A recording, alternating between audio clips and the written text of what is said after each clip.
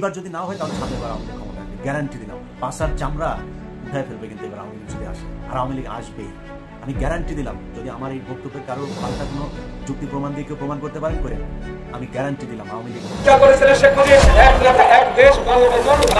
এখনো তারা সংস্কার করবে দলে, মানে দলের মাধ্যমে, নির্বাচনের মাধ্যমে তারা যদি জাতীয় নির্বাচন নিয়ে তাল বাহানা করার চেষ্টা করে সেটার জবাব আমরা ইনশাআল্লাহ দেব। রাজনীতিকার করা লাগবে না বাংলাদেশে যদি আপনারা বাংলাদেশের জনগণের পক্ষ না নিয়ে নিজের দলের কুকুরপন্থী কথা বলবেন। পথ ছাড়া কি কাজ করা যায় না?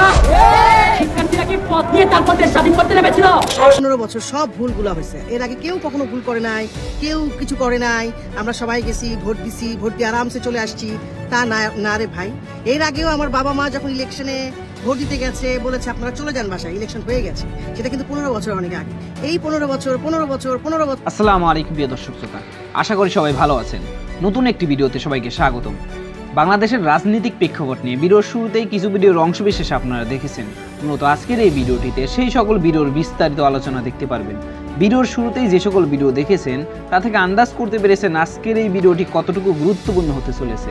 অতএব চলুন না টেনে একটি লাইক দিয়ে সম্পূর্ণ ভিডিওটি দেখে আসি।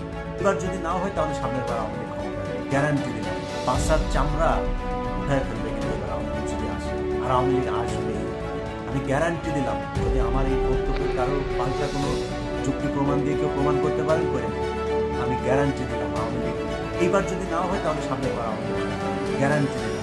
যদি এই কথা মিথ্যা হয় তাহলে সেদিন প্রাণ কেড়ে ফেলবে। এইবার যদি না হয় সামনে আওয়ামী লীগ করে দিয়েছে, শিক্ষার্থী সমাজে চোখ করে দিয়ে দিয়েছে। যদি জাতীয় নির্বাচন নিয়ে তাল বাহানা করার চেষ্টা করে সেটার জবাব আমরা ইনশাআল্লাহ দেব। রাজনীতিকার করা লাগবে না বাংলাদেশে যদি আপনারা বাংলাদেশের জনগণের পক্ষ না নিয়ে নিজের দলের কুকুরপন্থী কথা বলবেন। পথ ছাড়া কি কাজ করা যায় না? শিক্ষার্থীরা কি পথ দিয়ে তারপর দেশ স্বাধীন করতে নেমেছিল?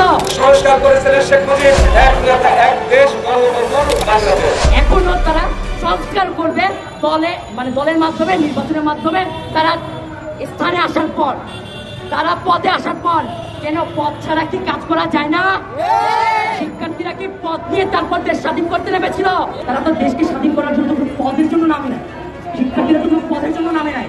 কিন্তু কি আপনার যে নির্বাচন হবো, আমরা প্রধানমন্ত্রী যাব, আমাদের দল ছাড়া অন্য কোনো দল এই সরকারে যেতেই পারে না, যেতেই পারবে না। আবার ওনারা এমনও কথা বলে কি যে আমাদের দল ছাড়া জনগণের আর কোনো আস্থা নাই, ওনার টিম আছে। ধর্ষণের বিরুদ্ধে কি বলছেন? ওনার টিম বলছেন আপনারা ধর্ষণের বিরুদ্ধে কি ওনার টিম বলছেন? রাজনীতিকার করা লাগবে না বাংলাদেশে যদি আপনারা বাংলাদেশের জনগণের পক্ষ না নিয়ে নিজের দলের কুকুরপন্থী কথা বলবেন। আওয়ামী লীগ যা করে গিয়েছে শিক্ষার্থী সমাজে চোখ করে দিয়ে দিয়েছে। জাতির পিতা অথবা কিছু চিন্তা ভাবনা না করে সেই শেখ মুজিবকে জাতির পিতা মেনে নিলেন এবং সেই শেখ মুজিব 71 থেকে 75 পর্যন্ত রাষ্ট্র চালালেন। তিনি প্রথম আজকে সংস্কারের কথা বলা হয়। কি ভাই, আজকে সংস্কারের কথা বলা হয় না? যে সরকার আছেন সংস্কার সাধনের জন্য কিন্তু সরকারকে আনা হয় নাই। এত রক্তের বিনিময়ে প্রফেসর ইউনূসের জন্ম হয় নাই। এত রক্তের বিনিময়ে সশস্ত্র জনগণের বিপ্লবের মাধ্যমে অর্জিত এই অন্তর্বর্তীকালীন সরকারের জন্ম লাভ করেছেন একটি মাত্রই কারণ, তার হলো নির্বাচন। সেই নির্বাচন দিতে এসে তারা সংস্কারের কথা বলছেন। আমি বলতে চাই সংস্কার করেছিলেন শেখ মুজিব। শেখ মুজিব সংস্কারের মধ্য দিয়ে সমস্ত দলগুলোকে বন্ধ করে দিয়ে একটি মাত্র দল গঠন করেছিলেন। সেটা কি দল? অন্তর্বর্তী সরকার যারা আছেন তারা পিছন থেকে কল কাটিয়ে দাঁড়াচ্ছেন কিনা জনগণ জানতে চায়। যদি তাই হয়ে থাকে তাহলে আগামী জাতীয় নির্বাচন নিয়ে তারা সংকট সৃষ্টি করার চেষ্টা করছে। আমরা গত 17 বছরে একটা মানববন্ধন করতেও আমাদের অনেক কষ্ট হয়, আমাদের মাইক ভাড়া দিতে কষ্ট হয়। হঠাৎ করে ঘুরে টাকা কোথায় পাচ্ছে বাংলাদেশের মানুষ জানতে চায়, কারণ কারিশমা কোন থেকে কল কাটি দাঁড়াচ্ছে এটা বাংলাদেশের মানুষ মনে করে। আমরা অন্তর্বর্তী সরকারকে সুস্পষ্ট বলতে চাই, জনগণের বিরুদ্ধে অবস্থান নিলে যেইভাবে শেখ হাসিনার পরিণত হয়েছে আপনাদের পরিণত সেটা হবে এটা মানুষ মনে করে। বাংলাদেশের সবচেয়ে জনপ্রিয় রাজনৈতিক দল হলো বিএনপি।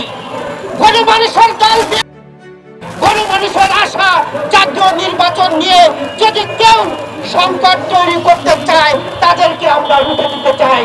কাজেই অন্তর্বর্তী সরকার যদি জাতীয় নির্বাচন নিয়ে কোনো তাল বাহানা করার চেষ্টা করে সেটার জবাব আমরা ইনশাআল্লাহ দেব।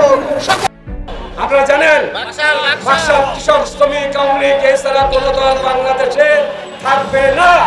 কে করেছিলেন? শেখ মুজিব।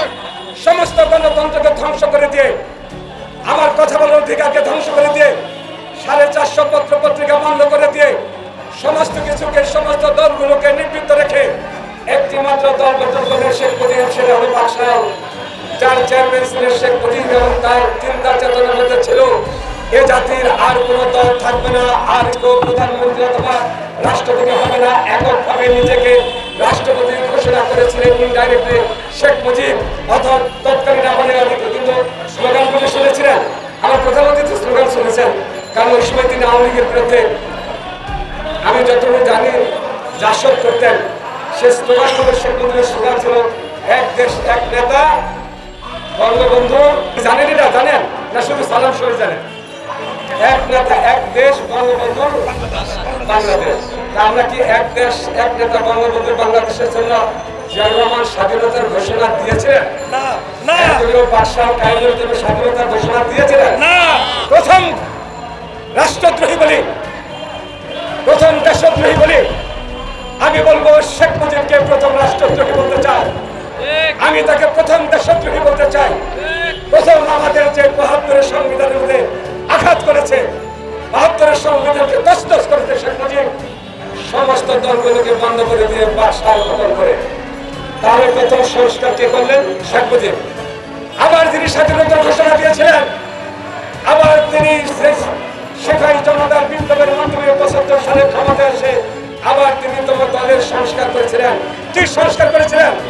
অর্থাৎ সমস্ত দলগুলোকে বন্ধ করে যে বাকশাল করেছিলেন, সেই বাকশালকে আবার সংসদে বাকশালকে শেষ করে বন্ধ করে দিয়ে আবার সমস্ত বহুদলীয় গণতন্ত্রকে পুনর্জীবন করেছিলেন।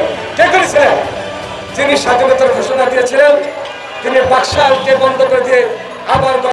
আমি আশা করি সম্পূর্ণ ভিডিওটি দেখেছেন এবং বাংলাদেশের রাজনৈতিক প্রেক্ষাপট নিয়ে আপনার কি মতামত অবশ্যই কমেন্ট বক্সে জানিয়ে যাবেন। ভিডিওটি ভালো লেগে থাকলে শেয়ার করতে ভুলবেন না। আমাদের এই চ্যানেলে নতুন হয়ে থাকলে চ্যানেলটি সাবস্ক্রাইব করে চ্যানেলের পাশে থাকবেন। আর যারা ইতিমধ্যে চ্যানেলটি সাবস্ক্রাইব করেছেন তাদেরকে অসংখ্য ধন্যবাদ। দেখা হবে নতুন কোনো ভিডিও নিয়ে। ততক্ষণ সবাই সুস্থ থাকবেন। আল্লাহ হাফেজ।